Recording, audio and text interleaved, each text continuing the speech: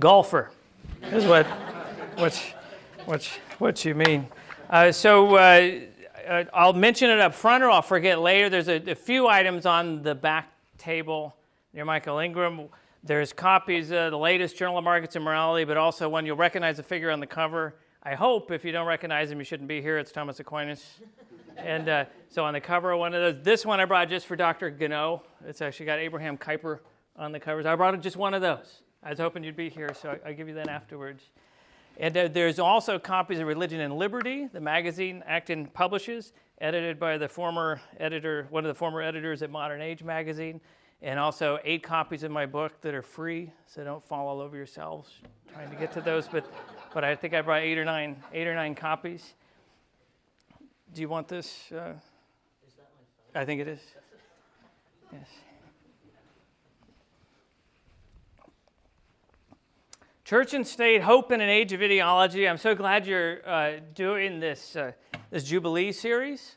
I think it's a great theme for the Jubilee. I was just at a conference overseas just a week and a half ago on a similar topic on the Jubilee. So I actually almost brought my own loose doll from Rome, if you know what this is. I have to admit I think it's kind of cute, and I have one. So if you know what I'm talking about, fine. And if you don't like that, that's fine too. But my daughter wouldn't let me bring it. She said, "Can you promise me you won't lose it?" And I know better. I said, "No, I can't promise that." So anyhow, I left that at home. So Church and State, Hope in an Age of Ideology. We live in not just an age of crisis, but in a time period of rapidly accelerating change, geopolitical uncertainty, apocalyptic predictions about the planet, and vicious domestic political discourse. So it shouldn't surprise us that this can lead to a loss of hope. A loss of hope is better known as despair, long considered one of the 7 deadly sins, because despair buries our natural desire to want to know, love, and serve God. And it also severs our natural inclination to connect past to present to future. So the response to these crises, as I see it, is a tendency toward ideology and technocratic solutions. And we also see a reaction in the form of pathologies like contemporary libertinism, ennui, and nihilism. It's my contention that these pathologies and ideologies have in common a fear or belief that this world is all there is, and a view of the human person as merely an animal of appetite, not a rational and moral creature with an eternal soul. In other words, I think this contemporary despair, this lack of hope, ultimately is a spiritual problem.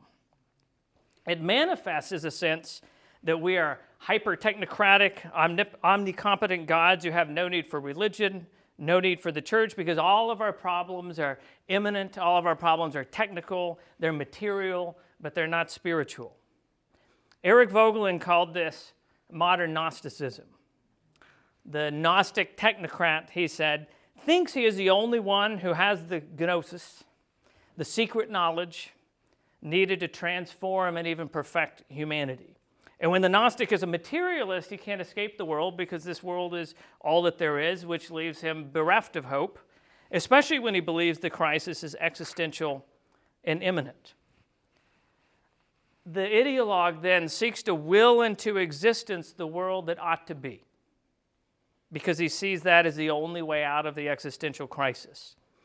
This is a key component of what Italian philosopher Augusto Del Noce identified as this paradoxical modern tendency, particularly among atheists, but I'll talk about this among religious people, but among atheists, according to Del Noce, to redivinize politics, to resacralize the state. So what the church once undid, as I'll explain in the talk, ideology would rejoin. In its extreme form, we're familiar with this. We see it in fascism, in National Socialism in the 20th century, in communism, but we even see it in some religious people, particularly a segment of Catholic thinkers whom I will discuss charitably in my talk later, who also propose solutions that seem rooted not, I would argue, in the virtue of hope, but in the deadly sin of despair. And they too would end up re-sacralizing the state. I think the church should act as a ballast in these troubled waters and oppose the statist technocratic solutions and propose instead solutions rooted in the gospel. This means reinforcing the importance of sound anthropology, delineating the boundaries and overlap between church and state, and explaining that there is no solidarity without subsidiarity. I'll get into all that later, but here's my thesis. I don't know about you. I always like a talk where somebody says, here's my thesis. So here it is. Evangelization and belief suffer when we politicize religion by confusing the proper ends of the city of man with the city and the city of God. That's a page out of the city of God there. More on that later. So first, religion and ideology. I'll define some terms. I think that's important. Ideology and religion are not the same thing. Scholars disagree over how to define what a religion is, but it's one of those things we usually define by its attributes. So they identify attributes like ritual, prayer and meditation, sacrifice, community, some kind of ecclesiology, or at least a sense that there's some people who know more than others or who are more operative, at least in the craft, let's say. So ecclesiology, soteriology, eschatology, the end times, what saves us, what do we need to be saved from. And the Catholic Church teaches that mankind is best understood as homo religiosus, that is, as a naturally religious being. This is all people, in other words. So according to the Catholic Church, quoting this actually comes from Lumen Gentium, but I pulled this from the Catechism. These forms of religious expression, talking about the religions of humanity now, despite the ambiguities they often bring with them, are so universal that one may well call man a religious being, as I just did.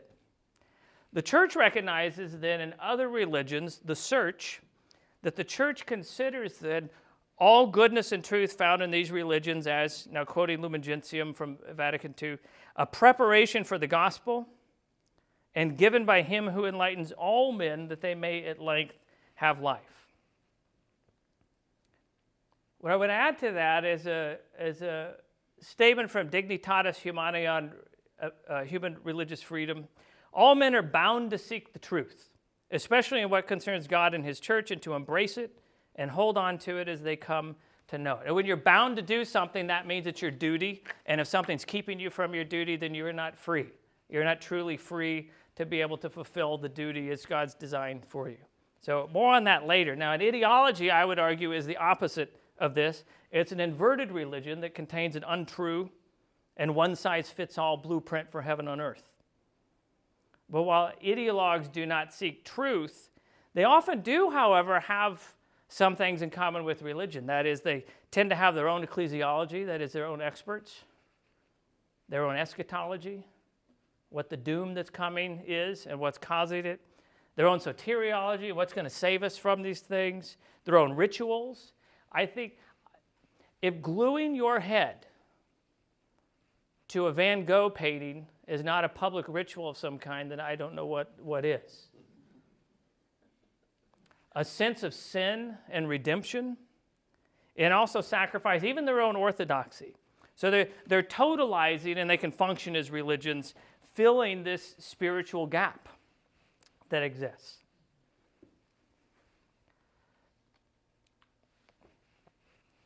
I'm going to talk over the next couple of minutes about a difference between the old colonization and the new colonization, but mostly the new colonization. But this also has to do with ideology. The Holy Father, Pope Francis, in criticizing the German synodal way in 2023, gave this warning about ideology. He said, quote, "When ideology gets involved in church processes, the Holy Spirit goes home because ideology overcomes the Holy Spirit." Pope Francis often warns of what he calls ideological colonization, which in fact is a new colonization. This is just a representation of the old colonization that most of us are familiar with. A conquest of the New World, the French moving into Africa, the English moving into pretty much everywhere. Theodore Roosevelt moving into the Caribbean.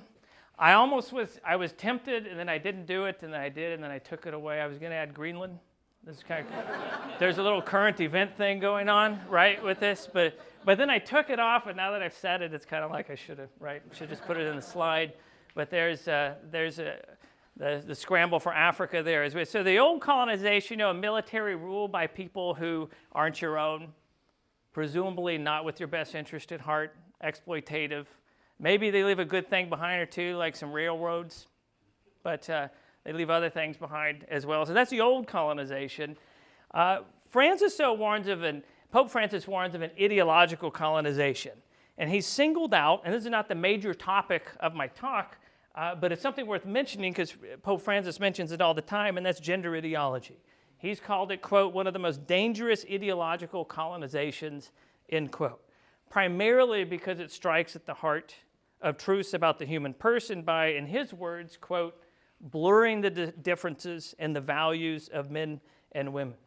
So when Pope Francis was speaking to the Polish bishops in 2016, he said, why are children taught in schools, I'm quoting him now, that everyone can choose his or her sex?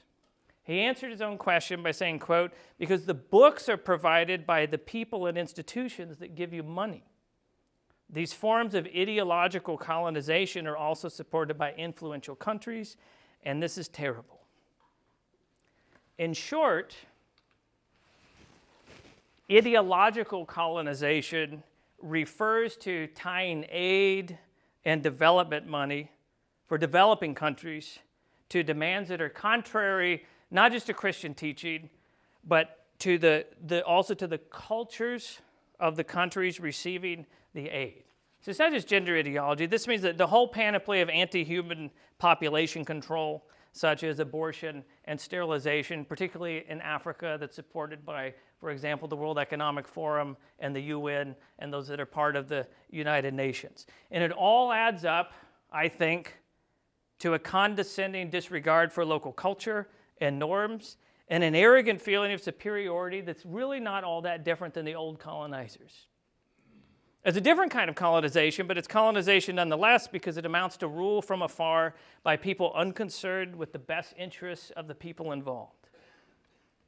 This ideological colonization rejects truths about the dignity of the human person that transcend culture, that transcend time and place, and at the same time seeks to impose two things.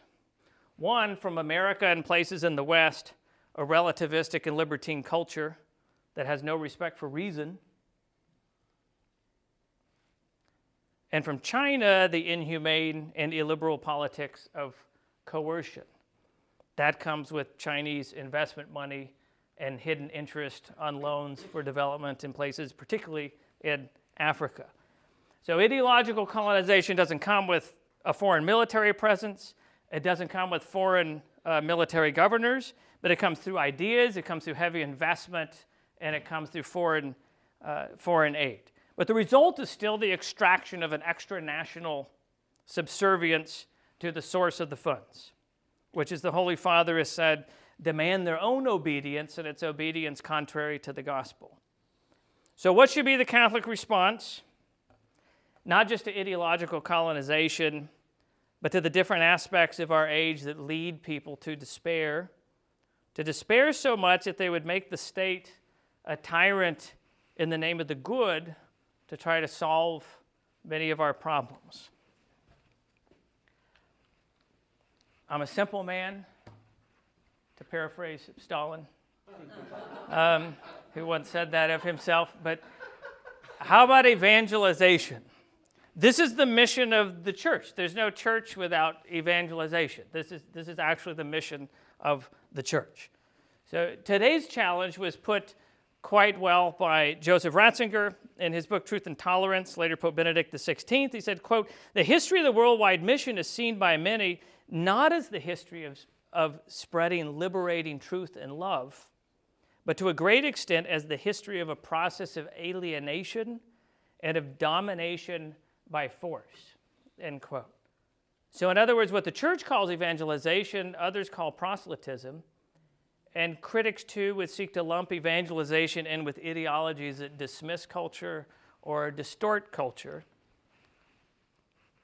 Making this even more challenging, kind of like having the buttons right here, this is nice, is that historically Christian evangelization was, at least since the 1500s, heavily tied to the old colonization, with armies coming in the wake of missionaries, with and without the cooperation of the missionaries, to be fair, and coming with it European cultural forms masquerading not as culture, but rather as uncompromising aspects of the faith that you had to accept as parts of the faith. So I see part of this task in terms of evangelization and separating out some of the complexity with ideology and evangelization. Part of the task is to distinguish between what ideology does and what evangelization accomplishes through its encounter with culture. In fact, ideological colonization destroys culture and stifles evangelization. We humans are social creatures. We're unique persons born into particular societies at particular times in particular places. So history matters, and it's often to falsified histories that ideologues appeal. And this often results in conflict and even violence between people who used to be neighbors or even who used to be friends. So you might say, well, of course you would say history matters. Dr. Pinheiro, you're an historian. And perhaps that's true, but that's why I'm an historian, I think. And so one of the things we have to do is become historically informed if we want to exceed in separating ideology from religion and addressing some of these issues. Christianity is a historical religion in a unique sense, according to the Catholic English historian Christopher Dawson, and I agree with him. First, we know when and we know where and under what emperors Jesus and his apostles walked the earth. These aren't fables, but they actually have a place on the timeline of humanity, and the writers of the New Testament went out of their way to put them on the timeline for that matter. We need to remind people that Jesus Christ walked the earth in West Asia, that the first centers of the church were in Africa and in West Asia, that is in Antioch and Alexandria.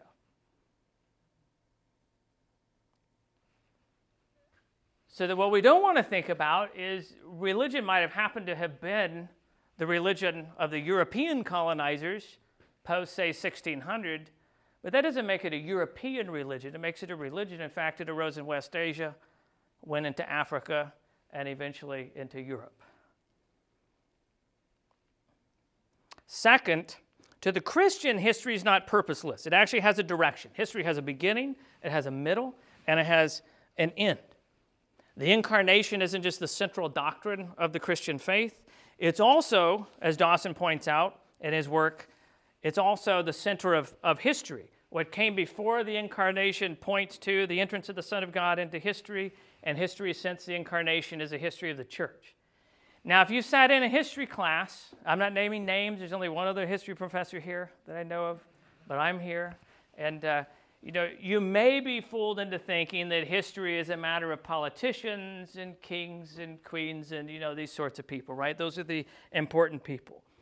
But the center of history is fixed, that God didn't spurn the virgin's womb, and that as man lived in West Asia, was counted under Caesar Augustus when Quirinius was governor of Syria, and Herod was king of Judea, and that he died under Pontius Pilate, while Tiberius was emperor. Tiberius was so awful that I made the mistake in teaching some high schoolers a few years ago, and I assigned them Suetonius as Tiberius and traumatized them, and got called into a headmaster's office at a classical academy, which shall not be named, I thought you could assign classical works at a classical academy. I was mistaken. Even Catholics in America are Puritans, which reminds me, one of the copies of Religion and Liberty back there was about the Puritans. But anyhow. But this is a story of all humanity. not just the story of one place or one people. So the lesson here is that the most important events of history have not necessarily been the actions of kings or politics or the kinds of things we are often taught in history classes. The most important events go unnoticed by historians and by emperors and by philosophers, even philosophers who golf, who lived during the same period. So the Christian views history sub specie aeternitatis, that is, under the aspect of eternity. That's how we measure things. That's how we ought to measure things. This was first formulated by, not pictured here, that's Dawson, by St. Augustine in the City of God against the pagans, that is better known just as the City of God. So this was written between 412 and 426. I don't know if Augustine had some foundation grants or something. It took him a while, a couple sabbaticals in there, I'm not sure, but it took a while. I think this is a great work. You ought to read the Confessions, absolutely, but I just, maybe it's a historian in me, but it's sort of devotional in a way to read the City of God. But this was written after the unprecedented sack of Rome by the Goths in 410.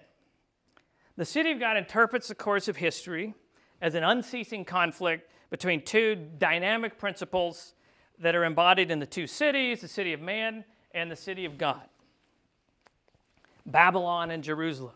Each intermingles with the other, but each has different ends, and one can't and importantly shouldn't usurp the other's functions.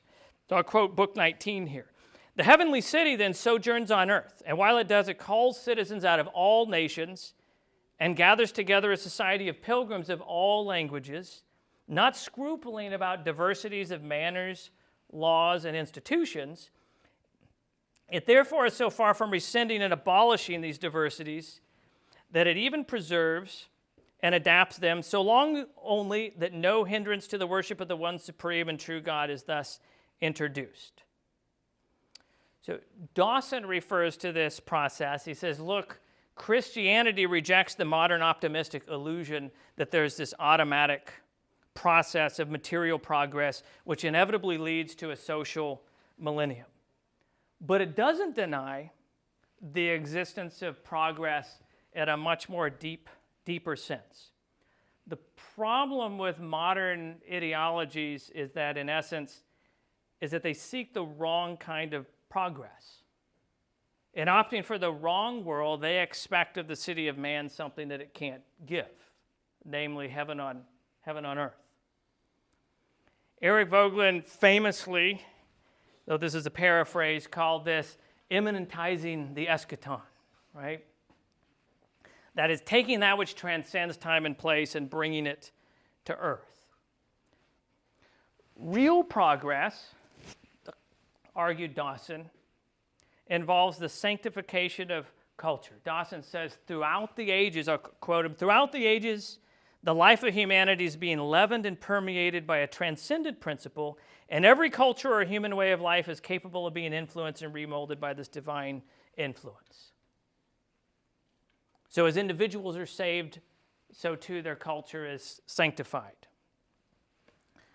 In Veritatis Gaudium, Pope Francis says, without any change of the truth, there is adaptation to the nature and character of every culture, taking special account of the philosophy and the wisdom of various peoples. So sanctification, yes, but quoting Pope Francis again, syncretism and systems and methods incompatible with Christian faith must not be accepted. He's just channeling Augustine there. That's not colonization. That's sanctification. That's fulfillment. It first happened with Roman civilization. If you know anything about Rome, there's some wild stuff in Rome, right? Entertainment by watching people kill thousands of animals in a day, by watching them kill each other. Divorce every 5 seconds. You're on your way to the market, you divorce your wife. You're on the way back, you divorce the one you just got at the market. It's crazy stuff, slavery, crazy stuff. Think of how the faith came into decadent Rome and transformed and renewed it. And it didn't do it with any program of social or political reform. It did it just by the persecuted church militant living out the good news of Jesus Christ. In fact, it was those people who fled Roman civilization and went out into the desert who ended up being the ones who transformed it. It wasn't the emperors. The Rome of the gladiators gradually became the Rome of St. Leo and St. Gregory, and eventually it became the Italy of Dante and Michelangelo and Bernini. I had to end Bernini. I really like Bernini. Big Bernini fan. Bernini, really big fan. Big fan of Bernini. Bernini's great. Instead of state propaganda like Virgil's Aeneid, we get Dante's Commedia instead.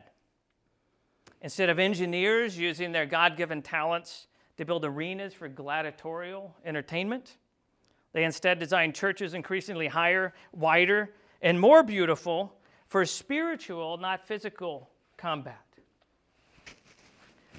This is Francis Cardinal George, the late Francis Cardinal George here, who's had this to say about culture. Culture is terribly damaged by human sinfulness, but seldom is it hopelessly corrupt. You couldn't find a place seemingly more corrupt than Roman civilization at the time. But the church started out with, 11 apostles plus a few, right? That's a small group. A culture is a field which offers plants from native seeds for grafting onto the tree of universal faith. Now, one of the first things I encountered at Aquinas here may have been 2006, maybe it was 2004. I thought, what a great university. It was Cardinal George, and he was here in the Performing Arts Center. And he gave a talk, and I talked to him afterwards. It was great. And he had laid out this plan of education, and I thought, that's fantastic. And I went up and talked to him afterwards. I'm like, that sounds great. Like, that should be done somewhere. He's like, well, if not here, where? Like, your college is named after Thomas Aquinas. You've just given this talk on Aquinas. So I tried to Google a picture of Cardinal George at Aquinas and couldn't come up with it. But when I Googled Cardinal George, I swear to you, this was the first hit. I just want to share this as a momentary pause. Unfortunately, Alicia's not here. This is what came up. It was the first picture. I'm like, I wanted to ask President Cordoba whether she refers to his eminence around the house. Like, how does it work? But anyhow, humorous. You can do the Googling. You can check. I mean, this is what Cardinal George Aquinas said. That's the closest thing that made it. So faith transforms and sanctifies culture as the faith is accepted more fully. But Augustine does note, look, sanctification is a constant struggle. Our fallen human nature pulls our eyes away from heaven and towards earth as we selfishly try to control or transcend God and creation. So nations then mirror these disordered ambitions. But pointedly, I would argue, this doesn't mean that the city of man is evil. It only becomes so when it's not ordered to its proper end. Its true end is maintaining peace, justice, and the rule of law on earth, and this good works to help us seek the higher good of the city of God. So I would disagree with those who call the state a necessary evil. A state is not a necessary evil. It's also not, though, an expression of the ruler's will. Further, I would argue, tension between church and state is actually a good thing. It's actually part of Christian history. For the first 300 years, the church was illegal. It is a very different history with Islam, for example, that never had this period. And there's a struggle among Islamic scholars to find that right balance between religion and state. So history again matters. One of the things the church did, which is worth noting tonight then, is that it desacralized the state. It took a state that was seen as sacred with an emperor who claimed he was divine. And it wasn't just the Romans who claimed this. A lot of states had their emperor was divine or the state was in some way. Think of the Pharaoh, etc. It desacralized the state, but it didn't do away with the state. It didn't call it a necessary evil. It didn't absorb it. To absorb it would be to redivinize it. So because God became man, the emperor, whom Romans worshipped as a god, became what he had been all along in the first place. He became a man.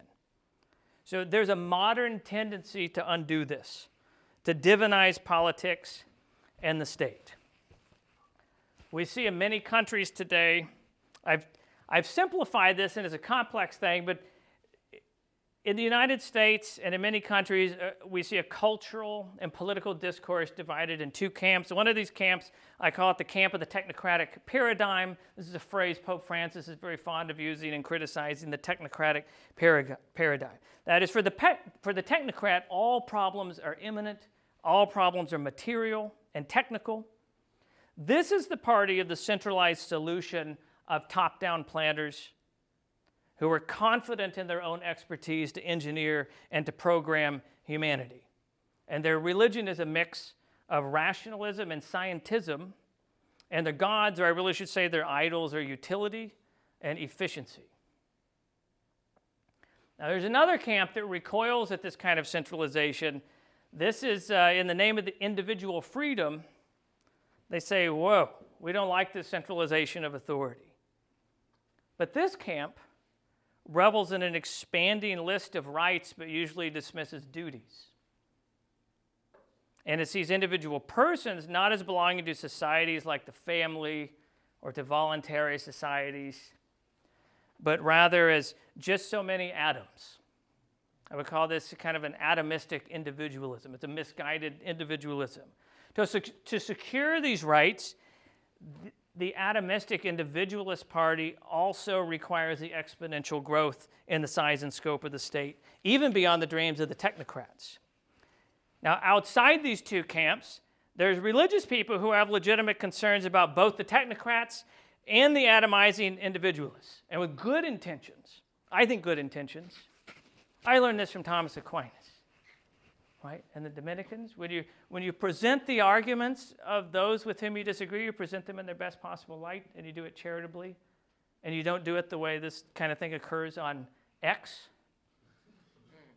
Are we to the point where we don't have to say formerly known as Twitter anymore? Can we not? Almost. Can we get beyond almost? Have you ever even seen Twitter, Dr. Duncan? Have you? Okay. All right. That's all right. So with good intentions, these religious critics also worry, as do I, about cultural decadence and moral relativism. Unfortunately, some proposed solutions that would lead to the same result as that of the technocratic and atomistic camps, the re-divinization of the state. One current example of this, I argue, are the neo-integralists in the Catholic Church. That is, I will just call it neo-integralism. I like to talk about isms rather than people. The Cistercian, there's a lot of text on a slide, but it's here so those of you, excluding Dr. Duncan, can get out your smartphone. You can take a picture if you want a good definition. This is a friendly definition. It's a definition of an integralist, and I think it's about the best one there really is of what this neo-integralism is. A tradition of thought that rejecting the liberal separation of politics from concern with the end of human life, that already isn't all liberalisms, but let's leave it there, holds that political rule must order man to his final goal. Since, however, man has both a temporal and an eternal end, integralism holds that there are two powers that rule him. A temporal power, meaning the state, and a spiritual power, meaning the church. And since man's temporal end is subordinated to his eternal end, the temporal power must be subordinated to the spiritual power. Now, the New American Dream, I didn't create that playing with, grok for 3.5 hours.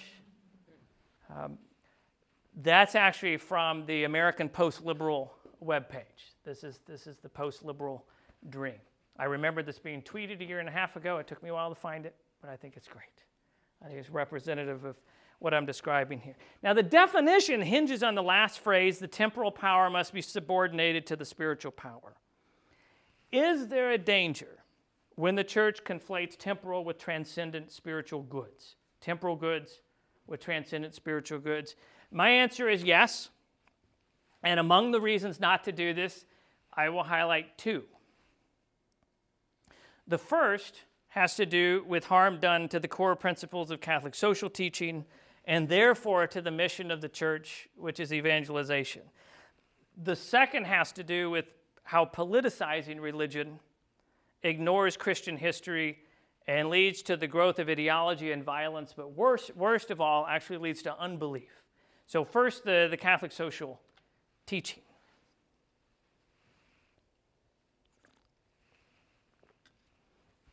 These are the so-called permanent principles of Catholic social teaching. If you know what a principle is, it's a thing that requires virtue that you apply in particular cases, such as virtues of prudence and temperance, right? They're principles. They're not policy prescriptions. You're not allowed not to love the poor if you're a Christian. If you don't love the poor or have charity for them, then you're not very nice, but you're also not very good at being a Christian. But how you might do that, how you might help them, prudence enters in, right? So I shouldn't say that. I picked that up in Michigan. It's kind of a dastardly thing to do as a speaker because it already puts you on the spot. Like, what if you disagree, right? Like, you agree with me. You're not going to say anything because it's until later.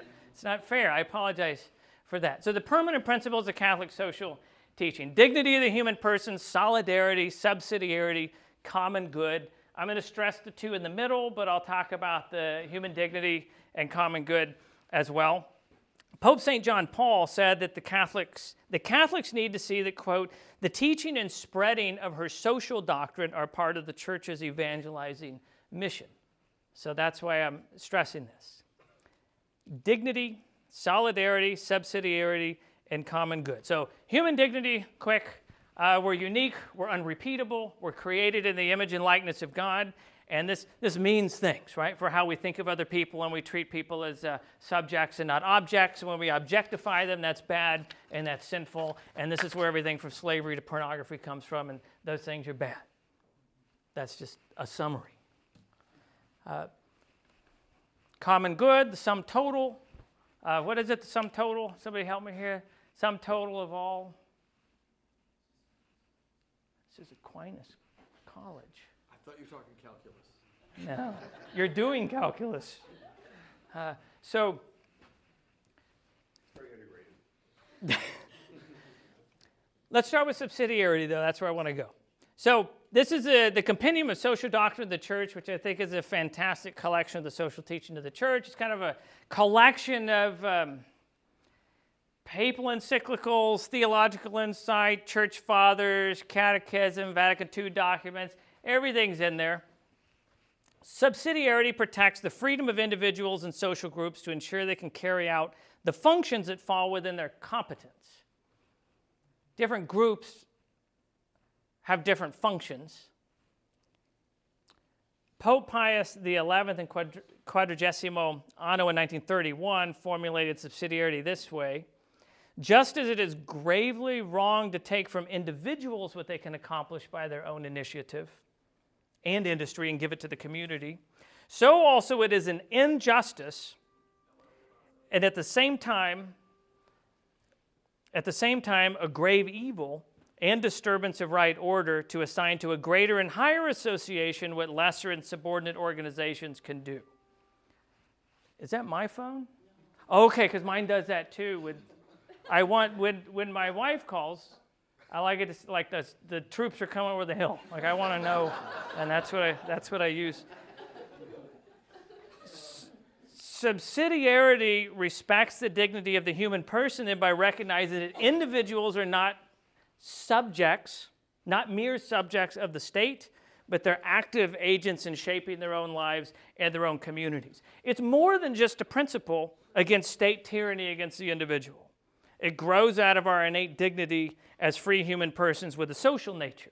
Now, there's two ways people generally look at subsidiarity. Subsidiarity, by the way, is a phrase that's also been secularized, and you find it in the European Union Constitution, for instance. There it means devolution, and it actually means the first definition I'm going to give, and it's the wrong one.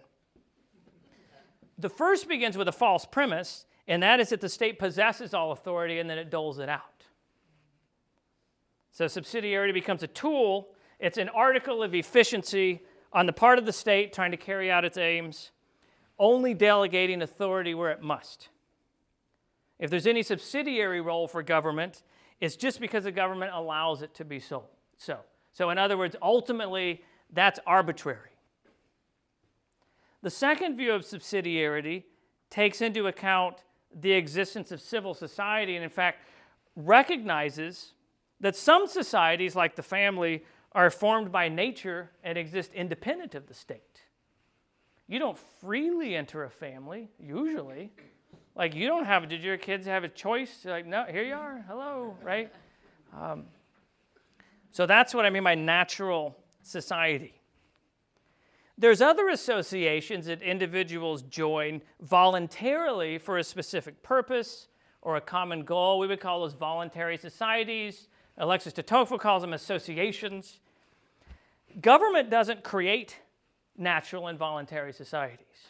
Gaudium et Spes, 25th section, says, among those social ties which man needs for his development, some, like the family and political community, relate with greater immediacy to his innermost nature. Others originate, rather, from his free decision.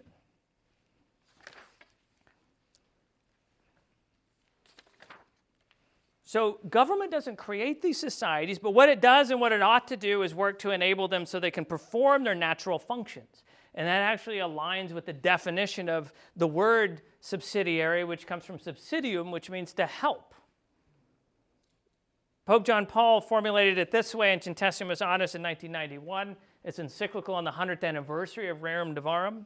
A community of a higher order should not interfere in the internal life of a community of a lower order, but rather support it in case of need and help to coordinate its activity.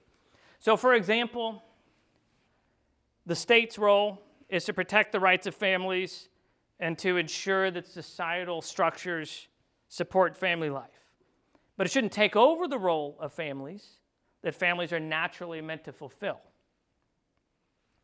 The compendium, I quoted here, good. It's impossible. Impossible is another one of these big words that you can't get around. It's like unjust. This is a word that really matters, right? It's impossible to promote the dignity of the person without showing concern for the family, groups, associations, local territorial realities, in short, for the aggregate of economic, social, cultural, sports-oriented, I like that one, recreational, that means even the Lions, okay? Recreational, professional, and political expressions to which people spontaneously give life and which make it possible for them to achieve effective social growth. This is the realm of civil society, the compendium says. So subsidiarity is the foundation of civil society, and it allows us to bond together in solidarity for the common good. Solidarity, I think, remains merely a sentiment with no action. Kind of like, oh, those poor people. That's what I mean by merely a sentiment. With no action unless there's respect for subsidiarity in the realm of civil society where we actually and first engage in solidarity. John Paul's contribution to our understanding of subsidiarity, then I see it as that it's not merely an economic or political principle about limiting the state, but it's actually a profound moral principle that enables us to engage in solidarity and promote human dignity, the dignity of others, because it ensures the state promotes the common good precisely by playing its proper subsidiary role. You follow that? I can read it twice. Dan said I had 2 hours. Subsidiarity is not merely an economic or political principle about limiting the state, but rather a profound moral principle that enables us to engage in solidarity and promote the dignity of others because it ensures that the state promotes the common good precisely by playing its proper subsidiary role. Which leads us again to Joseph Ratzinger and a book I would highly recommend, Values in a Time of Upheaval, in which he argues, in fact, for much of the remainder of my talk, I'm going to explore the tension of church and state through the work of Benedict XVI and this book, which was written shortly before he was elected Pope. So I've just argued that just as with the secular ideologues who divinize the state, well-intentioned Catholics who politicize religion also, by strengthening the state as represented in that photo I put up there, do damage to the principles of subsidiarity and solidarity. And in the end, I think this transforms the virtue of love into mere humanitarianism and pushes the evangelical mission of the church into prescriptive politics. Ratzinger argues that politicizing religion also leads to unbelief. And I think that should be more important to Catholics maybe even than these others. That is, I think he's right. that politicizing religion actually leads to unbelief, and there's historical evidence for this. Drawing on the book of Daniel, he warns of what he calls political messianisms, as in messiahs. I have no idea how to pronounce that. And he argues that it is an ethical demand for Christians to submit to existing authorities because those authorities, as St. Paul says, were ordained by God. So he gives other examples. Jeremiah tells the Israelites to submit to Babylon, he says, because, quote, Babylon guarantees law and peace, and thereby the relative welfare of Israel. Not because Babylon's holy or pious in some way. There's not this kind of Pelagianism that you're extending to the state. So we don't submit to authority, at least Ratzinger argues, and again, I agree with him. We don't submit to authority out of a fear of coercion, which is what Mao Zedong, in reference to all authority proceeding from the barrel of a gun, says we do, and how communists govern. I was just with some Nicaraguans about a couple of weeks ago. Not good. Communism is as communism does, and things don't change. Pretty awful stuff, which I wish I could share with you, but I can't.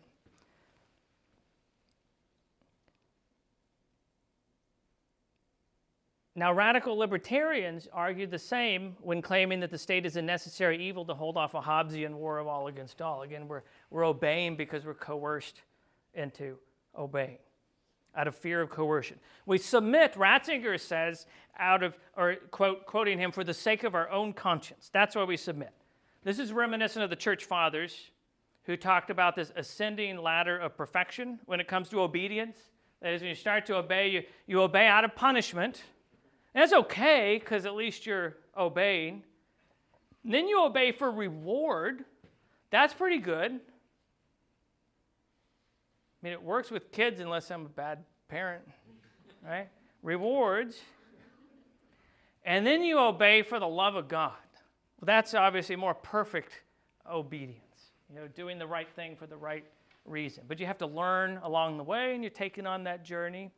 Ratzinger says this, quote, neither Peter nor Paul express an uncritical glorification of the Roman state. While they do insist, the Roman state killed them both, just to be clear, right? While they do insist strongly on the divine origin of the legal ordering of the state, they are far from divinizing the state itself. It's precisely because they see the limits of the state, which is not God, and may not behave as if it were God, that they acknowledge its ordering function and its ethical character.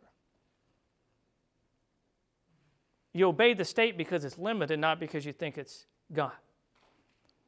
The danger comes when we expect more of the state than it can give or to which it's ordered. And the classic formulation of this is given by Jesus in Mark 12:17, right? Render therefore to Caesar the things that are Caesar's, and the things to God, and to God the things that are God's. Yet if we render unto Caesar when Caesar acts like or claims to be a god, that stretches the state to such a point that if we were to obey it, we in effect actually deny God, Ratzinger argues. So again, like most things, it's complicated. So what's our measuring stick? Ratzinger says, well, if the state ensures peace and the rule of law, then it's in accord with the divine ordinance. Indeed, it's precisely in its profane character that the state must be respected. Therefore, when ancient Christians refused to worship the emperor, this wasn't just about idolatry and not wanting to participate in idolatry. It was about rejecting totalitarianism as contrary to God's design for the limited purposes of the state. The state does abrogate its role as lawgiver, I should add, and magistrate, however, when it punishes Christians simply because they're Christians. And at that point, it's no disgrace to be punished, as you would if you had broken the law, but rather it's an honor, Ratzinger says. And the model, of course, is Christ, who suffered under Pontius Pilate and was crucified by the Roman state. And his resistance took the form of suffering, right? Not of revolution and not of entering the realm of politics. The power of the state has to be limited because our future, we hope in faith, is in heaven. It's outside of history. But how do we then keep our righteous anger about injustice from being swamped by the urge to politicize our faith? How do we resist the temptation to take over the state, which would destroy its proper limits in pursuit of justice? The answer is to be found in Thomas Aquinas, who, as I understand it, you're celebrating this week. So it's a good thing I brought this quotation. But I'm going to quote John Finnis talking about Thomas Aquinas. It's essential to hold Thomas's position that in those matters that pertain to political good, secular rather than spiritual authority is to be obeyed. The management of secular affairs, this is why your priest can't tell you who to vote for. The management of secular affairs, high and low, depends not only on moral premises supplied by the natural law, as clarified and made more certain by the church and Revelation, Finnis writes, but also and more critically on premises about facts, past, present, and future, certain and uncertain. Thinking about how we should separate the Christian things from culturally deforming exploitative colonization will help us navigate this complexity. I give you an example from Michael Matheson Miller, the filmmaker behind the award-winning Poverty Incorporated film, who tackles this in his upcoming book on the causes of poverty called Excluded. And he says, quote, "The concrete institutions of justice like private property, rule of law, freedom of association, and free exchange came out of the Jewish and Christian traditions. The Western sources of the rule of law and private property are first found in biblical tradition. They are not a legacy of colonialism that needs to be resisted." So we see private property, for instance, in the biblical tradition. We see it in the Decalogue, thou shalt not steal. We find it discoverable via reason and anthropology.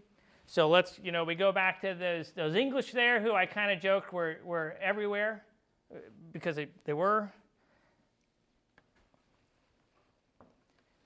That when English or others brought certain ideas with them in colonization, ideas like the importance of clear title to land, which is very important in Africa, but also particularly in Central America and in Brazil. These weren't uniquely English ideas, but in the Dawsonian and Augustinian sense, these are the ideas that had shaped English culture through the long process described by Dawson and alluded to by Ratzinger, and they were rooted in the biblical tradition and what the human person is. Quoting Miller again, "Understanding the religious and theological sources of things like private property and rule of law can play an important role in indigenous economic and social development, and one that aligns with Christian values much more than the secular and often immoral technocracy and ideological imperialism of Western experts. And I would add, better than the well-funded burdens brought by Chinese communists in the name of equality and economic and infrastructure development. Those ladders have strings attached, and those strings strangle culture. They don't sanctify it."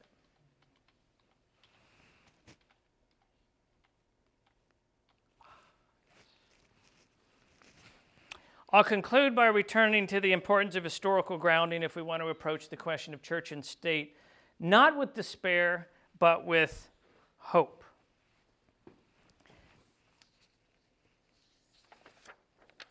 If it is true that economic, religious, and political freedom spring only from the secular Enlightenment,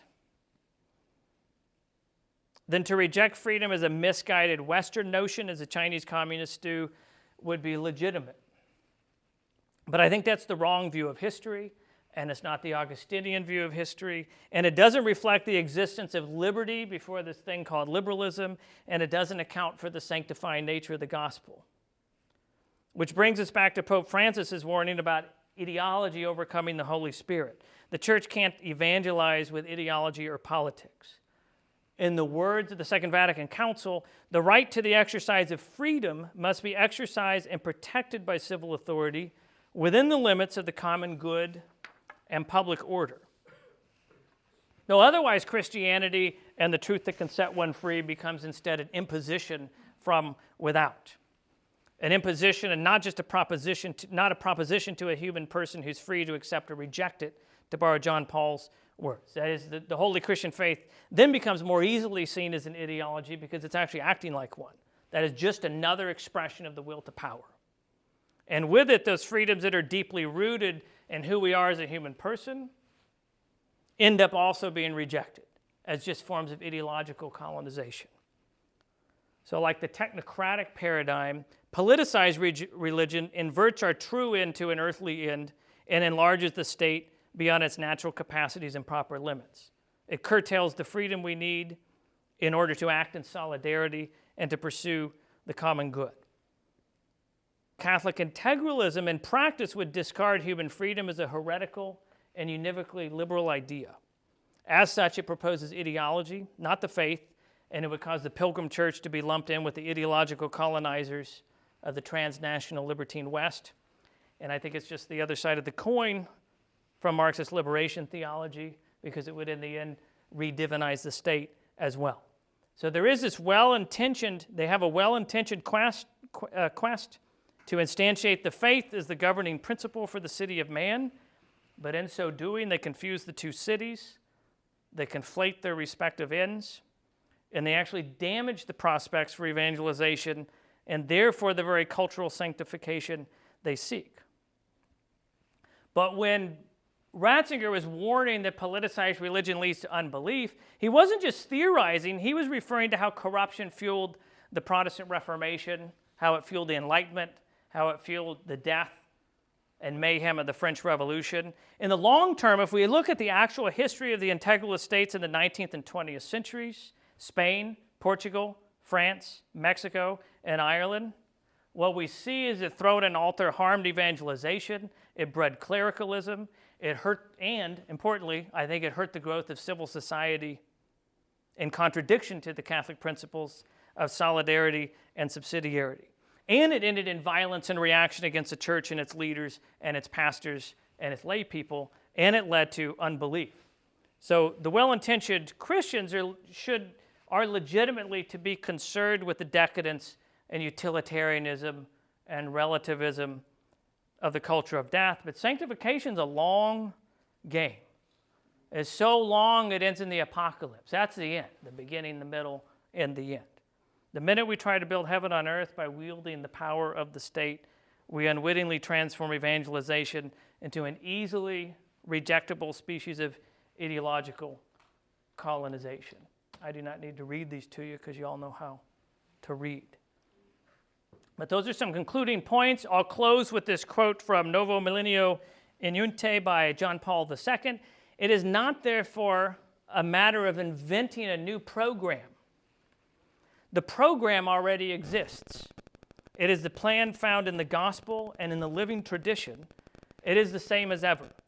This is a program that does not change with shifts of times and cultures. Thank you.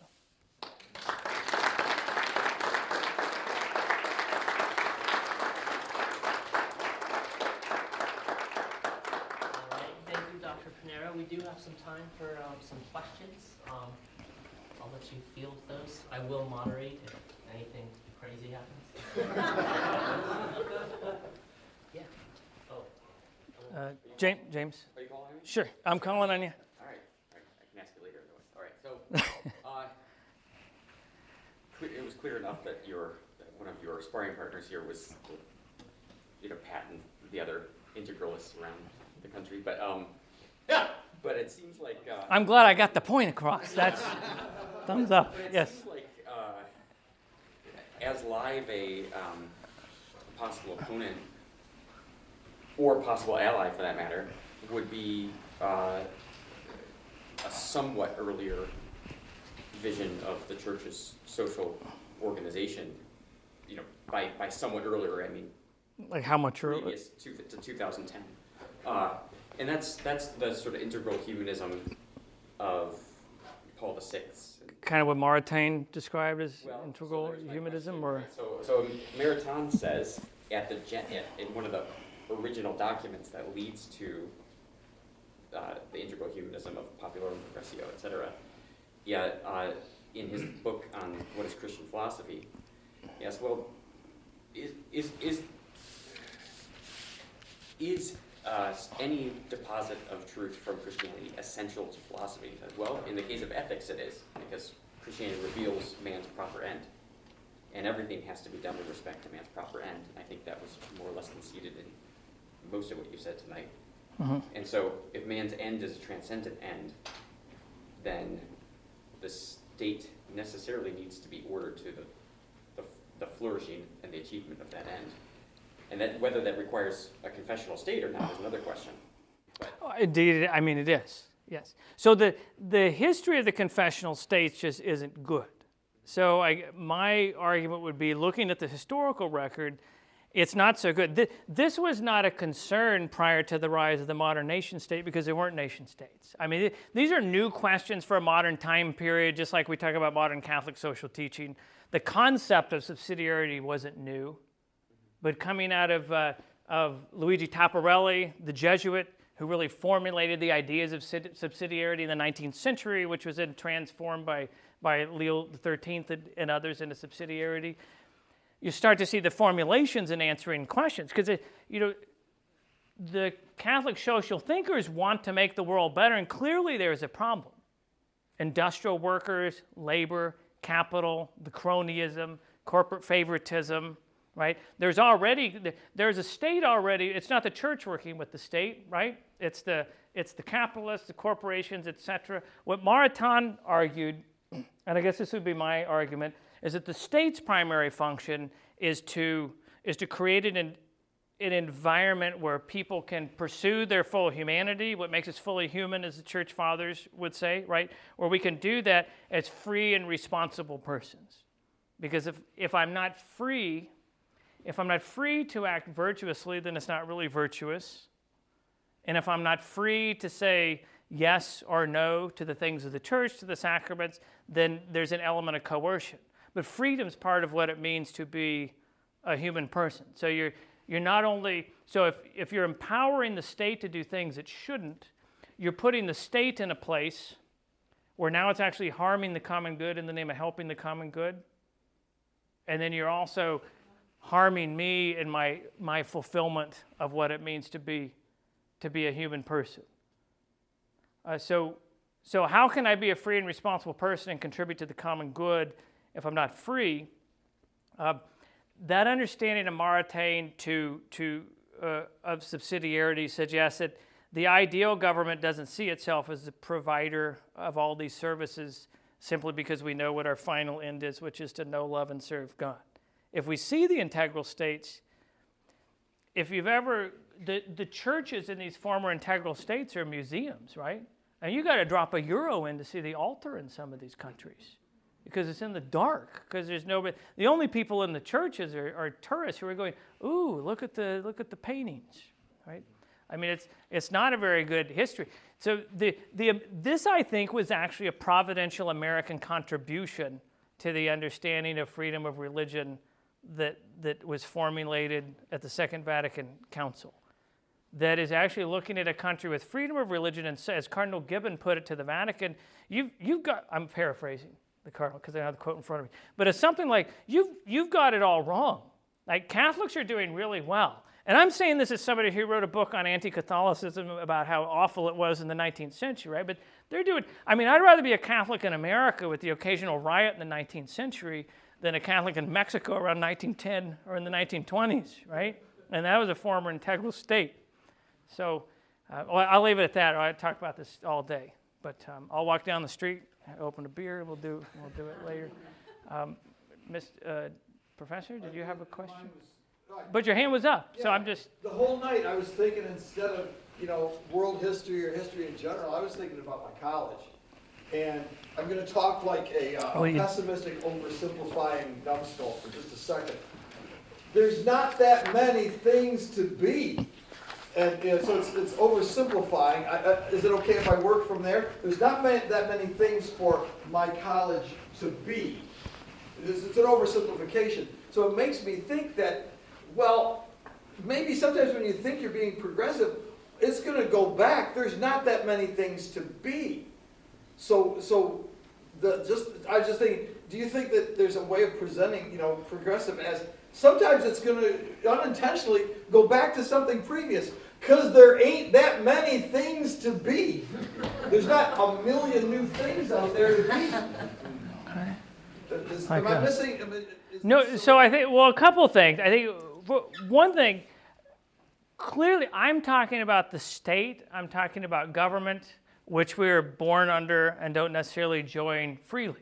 So when I mentioned the voluntary society and the family, the third type of society identified by Tapparelli, the Jesuit whom I mentioned, was a dutiful society. This is government, right? This is state mechanisms that are required, and you owe them your allegiance because you're there. But a college is not the state. Okay, a college is actually one of those voluntary societies that you can freely enter or freely leave. And it's supposed to be ordered towards a common mission and goal. So if it's not, it's disordered. But I don't know the ins and outs. I'm just a visitor lecturing.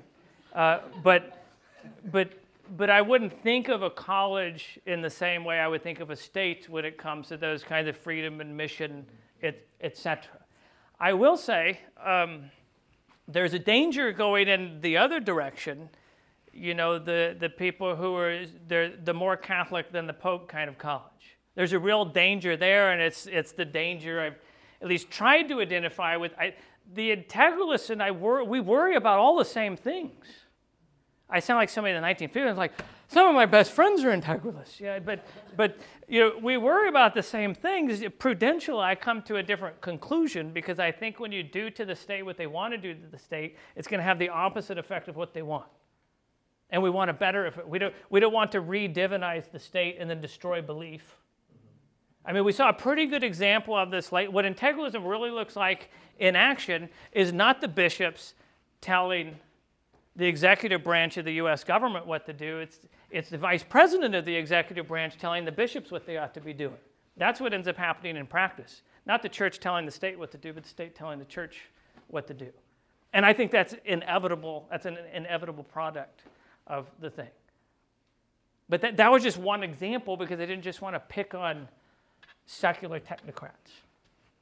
But I think it's a very connected mindset. The technocrat, you get the blueprint right, and we're all marching to heaven in a procession every day. Well, if that's true, then look at the state of some of these. What happened?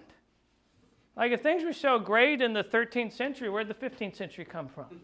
Where did the 16th? Like, something happened. Right? So history events, they're messy and they're complex, and you should always avoid simple answers because they're wrong and they're dangerous usually, I think. Oh no, this is going to be a hard one. Following up on James here, but from the metaphysical or philosophical perspective, there are limits to the political authority of the secular state. And who determines those limits? It's not a secular political state, it's the church. The church determines when the secular state has overstepped its bounds. So at least in that sense, the church is placing itself over the secular. Absolutely. The idea of a complete separation is a secular idea, and it's wrong. And that's why Ratzinger is speaking against it, saying, look, this is why they're obeying the state because it's doing what it's supposed to. If it's not doing what it's supposed to, then you're duty-bound to oppose it. Now, there's different ways to oppose it. Right? Jesus opposed it by just kind of standing there, right? Not saying a word. I mean, there's different ways to oppose it, but I think that's true. So it's the avoidance of extremes is important for sure here, because absolutely the church's role is to call out injustice where there's injustice, and it doesn't matter who is committing the act of injustice. A recent example is, I'm sure it's not going to pass, but in the legislature in Poland, now there's a law, a proposal that would prohibit people under 18 from receiving the sacrament of confession. Under? Yes. It's according to the Man, law. I would have had to cross my fingers till I was 18. That's rough. Yeah. As an example. Okay. Overstepping authority. Thank you. Just a super, yeah. Oh, a student? Because it'd be great to have a student question. Yeah. Not you, Dr. Locker, but maybe next. Yes? Okay. All right. Don't give him my name. I was wondering, what new integralists and the Catholics that fight for an end to abortion, gay marriage, gender ideology, especially when those fights are very much fueled by faith. Yeah, so to fight against injustices and evils, and even to seek political remedies for them, outlawing certain things, not outlawing others. Thomas Aquinas talks about how we can't outlaw every vice, right? But each of those things you named, I would argue, are so present and obvious in the natural law, and we see them in the Decalogue, like you shouldn't kill. So there's certainly common ground that doesn't require revelation, where you could argue it's wrong to murder, and you could easily put that into law, and you don't have to have an integralist state to have that. So what you need then, you don't necessarily need revelation, you need a sonogram, right? I mean, this is the kind of thing you need, right? You see the baby say, hey, what's up? And you're like, that's not integralism. So integralism is the church, is the government taking on a sacred character. It's not outlawing abortion, and it's not, I wouldn't even say it's like outlawing, so the United States is, speaking of a Protestant version of this, there was a big movement in the 1830s called the Sabbatarian movement, and the idea was that, the Sabbath should be as miserable as you see it in Little House in the Big Woods. Have you all ever read the Little House books? The girls, the Ingalls girls, they have to sit there, and if they move, they get swatted with a switch, and if they smile, they get swatted, and if they're accidentally caught out giggling on a sled going on a hill, they get in trouble. And this was the vision of the Sabbath. It wasn't a day of rest. It was like a day of just no fun. It's like God said no fun. Like you can't have fun on the seventh day. And when the American soldiers that I talk about in my book, which you should all buy for Easter or whatever the next holiday is, and the Missionaries of Republicanism book, a lot of these Protestants went to Mexico during the Mexican War, and it's their first experience with a Catholic state where there isn't religious freedom, but where the religion itself's in a pretty bad way. The American Jesuits who went with the army go like, no wonder the Protestants think Mexico is it is in bad shape. This is what they think our country's going to be like if there's too many Catholics in the country. It's going to look like this, corrupt politics, etc. They're highly critical of it. One of them came back and founded Boston College. The other one was killed by Mexicans, because but so both of them one of them made it back anyway. But the American soldiers, they go into Mexico and like, oh, they had a band at Mass. That's kind of cool. They're curious. They've never seen a church that wasn't made out of wood and painted white inside, right? And then they go outside, and then they're at the bar later, and it's the same band, and the priest is there, and he's smoking a cigar. And I have to say, you got to tell the truth about it. And the priest's concubine is there, and she's smoking a cigar. These are true stories. It's also traumatizing, women smoking cigars in Mexico. But the point is, they're like partying, they're having fun. There's cockfights, which I don't recommend. I'm a softie, for the animals. But the point is, they thought this was a horrific anti-Sabbath display. But the Mexican conception was, you have fun. You have fun on Sunday. You go to Mass, but you don't have to spend all day in church like some of my Protestant in-laws do to prove that Sunday's a good thing. Right? You're there in the morning, then the afternoon, then the Sunday school, then the 6 o'clock at night, and then the last at night. And it's all right if you accidentally have fun or watch a football game. Like, you're okay. Are you resting? Have you rested? Have you experienced some true leisure? But there were laws in the United States that we still have with us. Like no mail on Sundays. These come from the Sabbatarian movement. There was always 7 days of the U.S. mail prior to the Sabbatarian movement. Then the Christians who were arguing for progress, well, anyway, yes? I'm going to allow one more, and Yeah. then we do have a reception at Homedy afterwards. You're all welcome to join us there. You have to walk up the hill to Homedy. So I'll have one more question from Professor. You're out, Mark? And you can talk to Professor Pinheiro up there and have a drink. Yes, you can. And maybe get a free book if there's any left. Gano left without his book. Maybe I'll see him there. There's beer there. He'll be there. Oh, that's good. Just a quick Yes, sir. literary complaint about one phrase in your whole Did I misquote Dawson? which was excellent. No, Okay. it was about Virgil. And you said, Oh, here, okay. I know I was throwing a, yes, okay. Characterized it Yep. as, imperial State to, propaganda. yes. It can be categorized that way. Read it today if that's all it were. No, fair enough. I mean, we could call it derivative of Homer if you really want to get into it. But compare it to the Commedia, right? Compare it to the Divine Comedy. I don't think that's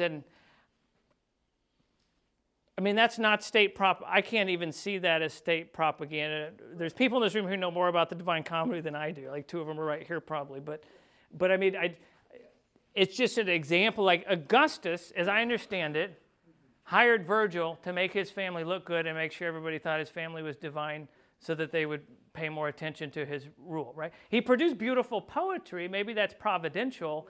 And people, and we do see Virgil in the Divine Comedy. I mean, I know, right? When Aquinas used to have a humanities program, I taught in it, and every student was required to read Virgil, and it was fantastic. But what's that, Ben? I think it's a disputed question. Maybe it is a hard question that would require a course. Or a Oh. glass of wine. Yes. But that's a fair, right, this good, multiple interpretations that I do, I'll go on record as saying I'm pleased by the Aeneid. Okay, three things. Yes. One, please do go to our website and make sure you come to the next Jubilee lecture. Two, please join me in thanking Dr. Pinheiro for such a